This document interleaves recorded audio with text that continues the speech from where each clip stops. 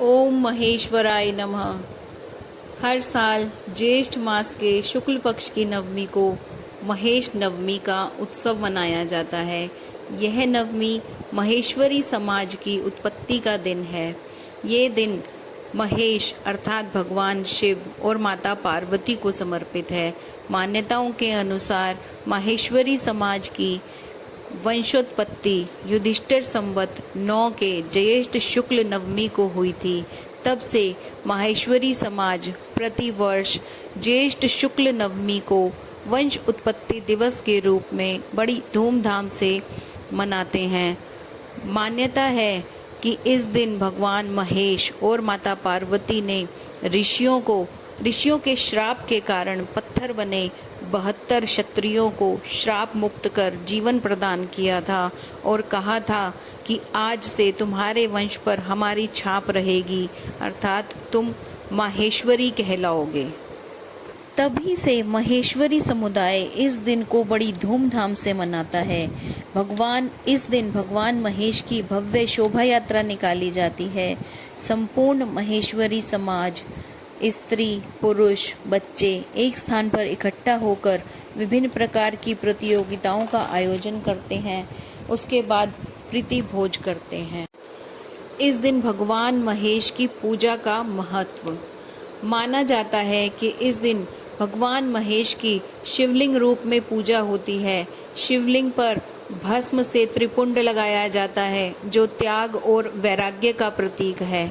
भगवान के त्रिशूल का भी विशेष पूजन किया जाता है। शिव पूजा में डमरू बजाए जाते हैं। डमरू जनमानस की जागृति का प्रतीक है। इस दिन विशेषकर कमल के पुष्पों से शिव की पूजा की जाती है।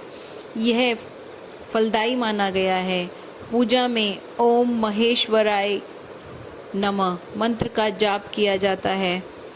इस दिन भगवान महेश को रोट का भोग लगाया जाता है। कथा। एक खड़गल सेन नाम के राजा थे। प्रजा राजा से प्रसन्न थी। राजा व प्रजा धर्म के कामों में लगे रहते थे, पर राजा को कोई संतान ना होने का बड़ा दुख था। राजा ने पुत्र प्राप्ति की इच्छा से कामेष्टि यज्ञ करवाया। ऋषियों मुनियों ने राजा को वीर व पराक्रमी पुत्र होने का आशीर्वाद दिया, लेकिन साथ में ये भी कहा कि 20 वर्ष तक उसे उत्तर दिशा में मत जाने देना। 9वें माह प्रभु कृपा से पुत्र उत्पन्न हुआ। राजा ने धूमधाम से नामकरण संस्कार करवाया और उस पुत्र का नाम सुजान कंवर रखा। वह वीर, तेजस्वी व समस्त विद्याओं में शीघ्र ही निपुण हो गया। एक दिन एक जैन मुनि उस गांव में आए।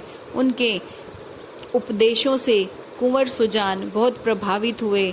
उन्होंने जैन धर्म की दीक्षा ग्रहण कर ली और प्रवास के माध्यम से जैन धर्म का प्रचार प्रसार करने लगे।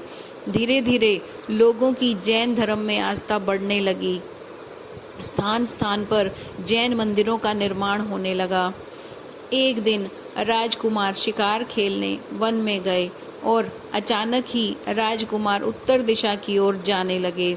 सैनिकों के मना करने पर भी वो ना माने। उत्तर दिशा में सूर्य कुंड के पास ऋषि यज्ञ कर रहे थे। वेदों की ध्वनि से वातावरण गुंजित हो रहा था। यह देखकर राजकुमार को क्रोध आ गया और वो बोले कि मुझे अंधेरे में रखकर उत्तर दिशा में नहीं आने दिया गया। तब उन्होंने सब सैनिकों को भेजकर यज्ञ में विघ्न उत्पन्न किया। इस कारण ऋषियों ने क्रोधित होकर उनको श्राप दिया और वो सब पत्थर में परिवर्तित हो गए।